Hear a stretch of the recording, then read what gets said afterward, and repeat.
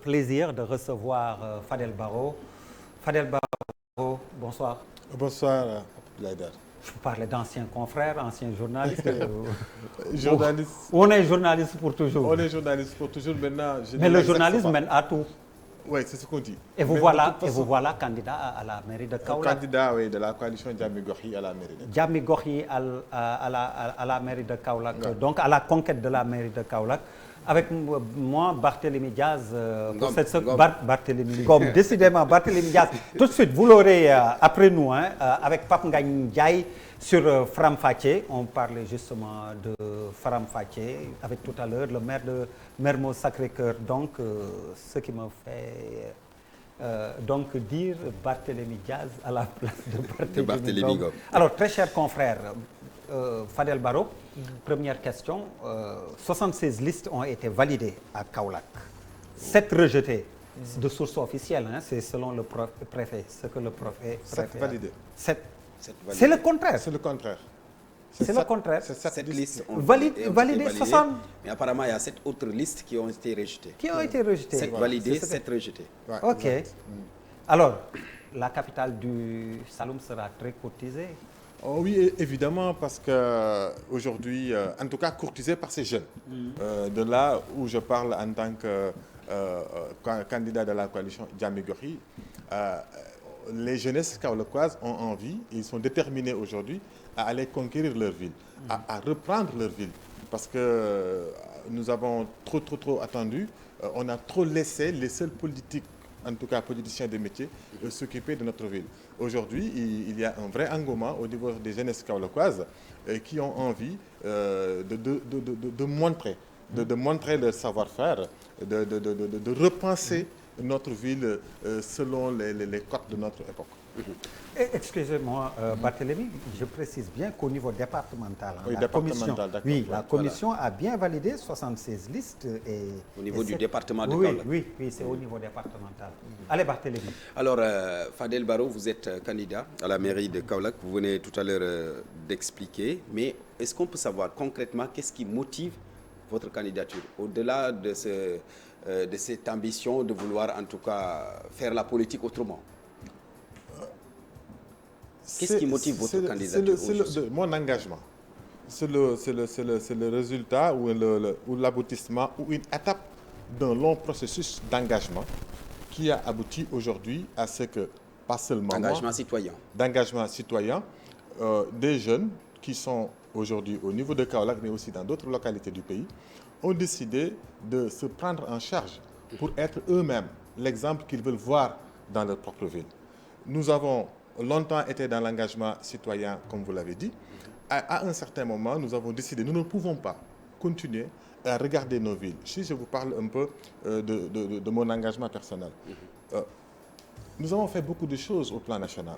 Nous avons fait beaucoup de choses au plan international. Mais à chaque fois aussi, nous travaillons avec les jeunes.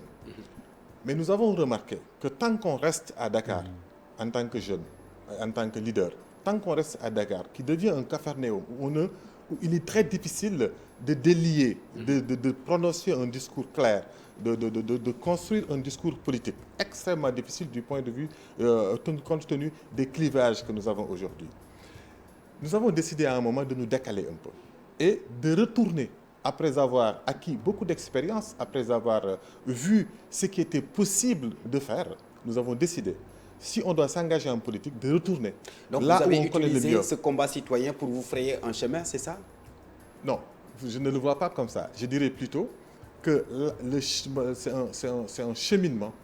C'est un cheminement. À un certain moment, nous avons estimé qu'il fallait, à Kaolack, aller dans notre ville que l'on connaît, essayer de développer l'idéologie politique, ce qu'on voit, ce qu'on a perçu. Notre engagement citoyen nous a formés, nous a fait apprendre, nous a donné de l'expérience et nous a ouvert beaucoup d'horizons. Et nous nous sommes rendus compte que dans le contexte actuel au Sénégal, les propositions d'offres que nous avons, à la fois sur le personnel politique comme sur l'offre politique en termes programmatiques, ne prenaient pas en charge la vision que nous avons de la politique.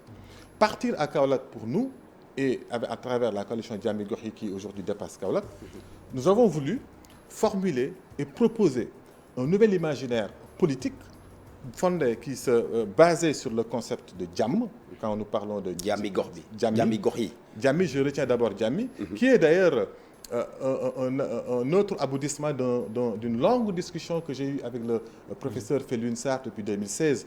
On parlait de ça et nous avions développé le concept de Moya, dignité. Et autour de ces questionnements, comment on peut rendre la dignité à nos concitoyens, nous avons développé le concept de Jam. Jam, non pas seulement son explication en français, c'est-à-dire l'absence de conflit, mais Jam qui évoque l'état d'épanouissement total d'un être vivant qui tient en compte son bien-être et qui aboutit à sa D'accord, ce mot Jam-là, c'est vrai, c'est important, surtout dans le contexte actuel, c'est très important ce mot Jam-là. Oui. Mais j'aimerais revenir un peu. Est-ce que ça veut dire que vous n'êtes pas d'accord de la façon dont la maire sortante, Mariama Sarr, gouverne Kaolack jusque-là? C'est un désaccord total. Mais non pas seulement la maire, mais sur la manière, sur la pratique politique que nous avons globalement dans le pays et que nous avons spécifiquement au niveau de Kaolack. Notre engagement, encore une fois de plus, ce n'est pas que pour la mairie. La mairie, c'est un objectif spécifique qui doit corroborer à atteindre un objectif général qui est l'épanouissement de Kaolack. Kaolack est devenue une ville abîmée.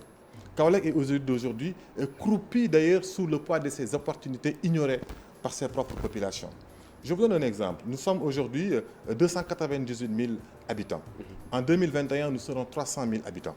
Qu'est-ce qu'il y a comme opportunité pour les jeunes? Et Kaolack a un potentiel. C'est une ville Carrefour qui a un potentiel quand même. Qui a un potentiel énorme. Kaolack, j'ai l'habitude de dire que c'est le poumon, c'est le cœur, même pas le poumon, mais le cœur, non pas seulement du Sénégal, mais de l'Afrique de l'Ouest. Vu sa position géographique, le bassin arachidier, son sel, mais aussi Kaolack a ce charme d'avoir toujours façonné et formé d'illustres Sénégalais qui ont marqué le leadership politique, le leadership culturel, le leadership sportif, on peut évoquer Tyson, etc. etc. Fadel, si vous êtes élu, Fadel, excusez-moi, si vous êtes élu maire, la commune de Kaolack, vous devrez faire face à quel défi, concrètement, dites-moi? Kaolack deviendra une ville prospère et digne, où ressuscitent les espoirs portés par une jeunesse formée, épanouie, mais surtout responsable, qui comprennent aujourd'hui les enjeux et qui sort de ce schéma des mairies post-coloniales, j'allais dire, où finalement on n'attend que les donations de l'État et les maigres ressources qu'il y a. On développera un nouvel espace du possible où, avec un nouvel espace culturel, politique et sportif qui permet de sortir de ce cadre-là avec comme maître mot la formation, la redistribution, la transformation. Pour arriver à quoi? Et une formation continue, j'insiste là-dessus, pour en faire un levier. Non pas avec un maire qui vient lui seul et dire que, comme on a l'habitude de voir partout d'ailleurs au Sénégal, qui vient dire que j'ai de l'argent, il faut élisez-moi et je vais régler vos problèmes. Non, mais fondé sur une équipe de jeunes qui, quand je dis jeunes, ce n'est pas seulement... aussi est important. Ce n'est pas seulement l'âge. Le discours, les promesses, c'est important. C'est pour ça qu'on ne fait pas de promesses. Ce qu'on fait, c'est nous voulons engager notre génération. Qui a été à bonne école, qui a été bien formé. Aujourd'hui, on a l'impression qu'à Kaolack, il n'y a pas de gens simplement bien formés, des spécialistes. Et nous avons des capacités énormes, et sur tous les plans. Mais le leadership politique que nous avons et l'absence de vision, de projet sur cette ville, non pas seulement pour des élections, mais sur le long terme et le temps long, et notre capacité, et ça c'est notre maître mot, aller avec les populations, que chacun amène ce qu'il peut, pour qu'on puisse reprendre notre ville et la repenser ensemble. D'accord. Parce que ce que nous avons aujourd'hui comme schéma, devenir une personne qui se présente et dire que j'ai les solutions, venez, si je suis élu, je ferai tout, ça c'est de l'utopie. Nous l'avons essayé pendant 60 ans et partout dans le Sénégal, ça n'a pas marché. Très rapidement, la problématique de la gestion foncière également. Oui, mais ce n'est que l'illustration d'un problème beaucoup plus profond et qui n'est que de la malgouvernance. Et excusez-moi le terme, l'absence de... Je ne veux pas dire médiocrité, mais en tout cas, l'absence de vision de jusque-là des gens qui ont tenu nos villes, d'ailleurs, de manière générale. D'accord. Alors, vous voulez faire la politique, le développement autrement, si je vous comprends bien. Alors, votre récépissé appartient à un certain Mohamed Rajab, c'est ça? Vous avez un malentendu, vous deux? Non, il faut comprendre comment tout cela est né. Oui. Nous avons mis en place... Parce que j'ai entendu le bruit, c'est un peu flou. Je vais vous expliquer très simplement. Nous avons voulu, à un moment, aller à ces élections, et je le rappelle, qui est un objectif spécifique, parce que ce qui nous intéresse, c'est l'épanouissement de nos concitoyens. Ce qui nous intéresse, c'est comment s'impliquer davantage. Et pour nous, la mairie est un outil, est un moyen, ce n'est pas une finalité. Oui. Avec ou sans la mairie, nous continuerons cet engagement pour que Kaolack retrouve son lustre d'antan. Quand nous avons eu cette idée-là, d'autres amis, comme Goudomp Debout, avec Olivier Boukal à Goudomp, Audit à Thiès avec El Bachir Gueye, Gandé à Gandé, le jeune là aussi, Fallou Diagne Diop à Louga, Popol à Bignona ou Fafana à Oudugar, etc., etc. Une trentaine de jeunes qui portaient des mouvements similaires, qui ont voulu aller aux élections. Pour mais qui n'avaient pas de récépissé. Je vous explique, qui n'ont pas non seulement de récépissé, mais le clivage politique que nous avons au Sénégal ne leur permettait pas d'exprimer leur opinion et leur vision de leur propre localité. Parce que le débat est étouffé par le clivage actuel. Alors nous avons décidé de nous mettre ensemble et nous avons constitué notre caution pour aller aux élections. Et nous avons pris l'option, connaissant d'ailleurs toute la difficulté que la loi pose aux indépendants. Oui. Nous avons emprunté deux récépissés. Toujours soumis au parrainage. Hein. Toujours soumis au parrainage. Nous avons emprunté deux récépissés. D'ailleurs, je remercie beaucoup Mohamed Lamine Bara à Thiès, avec son mouvement Renaissance citoyenne. Et il y avait aussi ce Mohamed Rajab qui avait été d'accord avec nous. Donc, on a déposé et la caution. Nous avons choisi notre mandataire national. Nous avons choisi les mandataires au niveau de chaque collectivité. Avec son récépissé. Les deux récépissés, parce qu'il faut deux récépissés. Deux récépissés, oui. Et nous avons même établi les listes acceptées par la préfecture. Et nous avons fait un travail remarquable. Je félicite au passage l'équipe à Kaolack, en tout cas, magnifique. Chapeau les amis. Nous avons fait un dossier béton. Une fois que les listes sont validées par le préfet, ce même Mohamed Rajab décide, après avoir discuté avec un autre candidat, le candidat de la mouvance présidentielle. De la mouvance présidentielle. Mamoudou Ndiaye Rahma, qui a fait l'étalage de toute son ignorance des textes. Parce qu'en réalité, je pense qu'il l'a même trompé en lui faisant croire qu'il pouvait rendre fort clos notre dossier. Donc ça ne nous concerne pas, c'est plutôt une histoire de quelqu'un, un homme politique. Tu vois ce petit jeu politicien qu'il faut raccrocher, cette parenthèse qu'il faut fermer pour permettre à une nouvelle génération d'hommes politiques de prendre les rênes de nos collectivités locales. C'est extrêmement important. Donc ce sont ces guéguerres-là, ces pratiques politiciennes. C'est après qu'il est revenu, lui, Rajab, pour vous il a fait une déclaration dans les médias. Oui. Il n'est même pas venu nous voir. Il n'est pas mandataire. Il a fait une déclaration dans les médias. C'est toujours ces pratiques politiciennes pour porter le doute. Et d'ailleurs, je dois rassurer davantage les Kaolackois. Notre candidature est validée et nous sommes candidats. Diamy Gorgui est candidat au prochain jour électoral du 23 janvier 2022, Inch'Allah. Donc voilà, ce n'est que ça, ce n'était que du bruit. Ce n'était que du bruit qui ne nous a pas atteints. Au contraire, ça a révélé aux Kaolackois que ce candidat, Mamoudou Ndiaye Rahma, ne connaît que ça. Ces jeux de pratique, au lieu de travailler sur le terrain, de tenir un discours, de développer un projet, de développer un concept, parce que quand même, il faut remarquer que Diamy Gorgui, en ce moment, c'est un des rares concepts que nous avons pendant ces élections. D'accord, vous parlez de Diamy Gorgui justement, Diam, la paix, on en a besoin, surtout dans le contexte actuel. On a vu ce qui se passe maintenant, le climat politique un peu tendu, on a vu ce qui s'est passé récemment, aujourd'hui même, avec l'arrestation et la libération de Barthélémy Diaz. Vous, en tant qu'acteur, si je peux me le permettre, qu'est-ce que cela vous fait de voir tout cela, cette tension-là qui mine l'espace politique au Sénégal? Je le souhaite vivement qu'à Dakar, l'arrivée d'ailleurs du Khalif de la Fayda Tijaniya, Cheikh Mahi, va nous apporter de la paix et apaisera les esprits. Je le souhaite bienvenue à cet effet.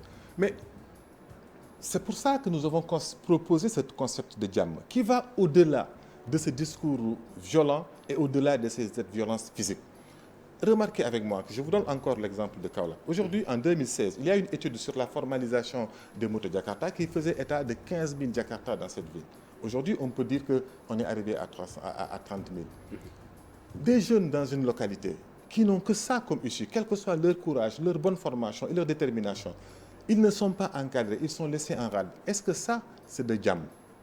Du Diam, au-delà, je suis en train de vous dire que le Diam, ce n'est pas seulement l'absence de conflit, c'est notre état d'épanouissement. Est-ce qu'en tant que peuple, ne pas avoir accès à la santé, est-ce que c'est un Diam? Ne pas avoir accès à une éducation décente et pour tous, accès à tous les enfants, y compris les enfants talibés dans la rue, est-ce que Diam là? Je ne le pense pas. En fait, je fais allusion un peu à ces discours tendus, ces actes de violence. Ces actes de violence qui minent un peu le champ politique. Oui, mais Barthélémy, admets avec moi que ces actes de violence verbale ne sont que la conséquence d'un mal beaucoup plus profond de notre communauté et de notre peuple en tant que Sénégalais et en tant qu'Africains. Si nous sommes capables en politique de ne proposer que de la violence, à la fois venant de l'État, qui n'a autre réponse à ses citoyens que cette bras de fer, cette autorité, cette violence, et aussi des acteurs politiques qui ne peuvent répondre que par ça, c'est que nous avons un mal-être et un vrai problème dans ce pays. Et c'est en cela que le concept de Jammi, comme une philosophie politique qui veut, par les moyens de la paix, atteindre la paix et réaliser la dignité de l'humain, arrive, à mon avis, à son heure, et porté par une jeunesse, une génération connue qui s'est toujours battue pour l'intérêt de son peuple et l'intérêt de ses communautés. Des mouvements et même des acteurs, des religieux ont initié une charte pour la paix. Oui. Vous allez la signer, cette charte? Je vous dis, nous, on est des djamistes. Et encore, une fois de plus, quand on dit djam, c'est par les moyens de la paix. Nous, on est prêts, ouverts à tout ça. Mais, au-delà des actes que l'on signe, combien de fois nous avons ratifié, nous avons signé, nous nous sommes engagés? Combien de fois? Il nous faut faire ce travail sur nous-mêmes.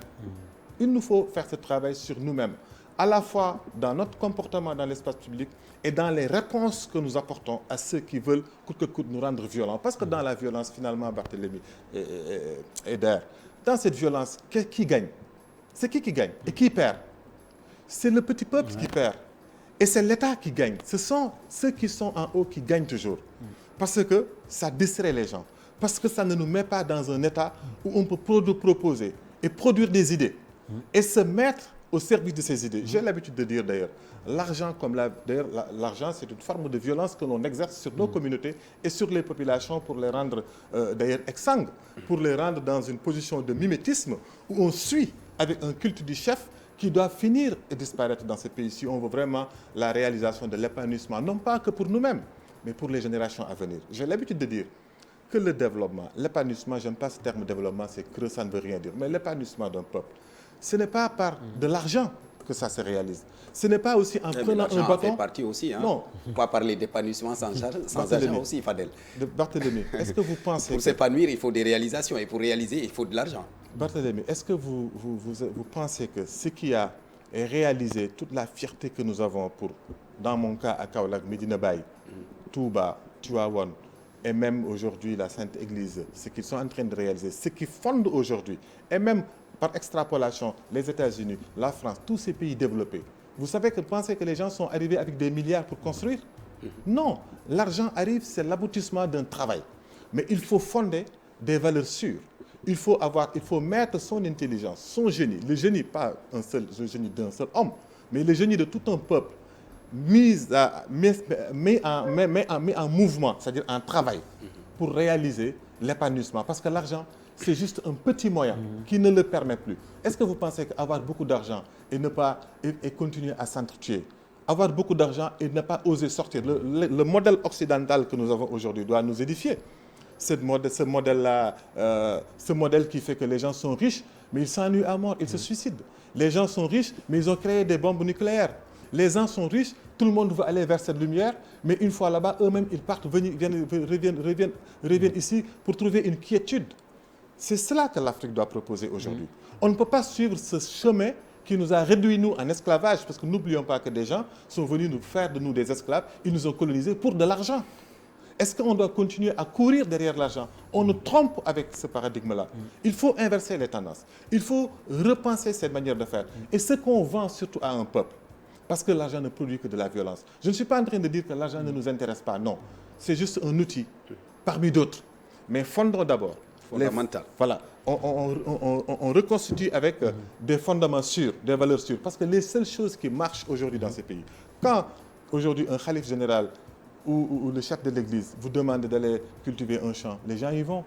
Parce qu'ils sont capables de participer à un commun qui les dépasse.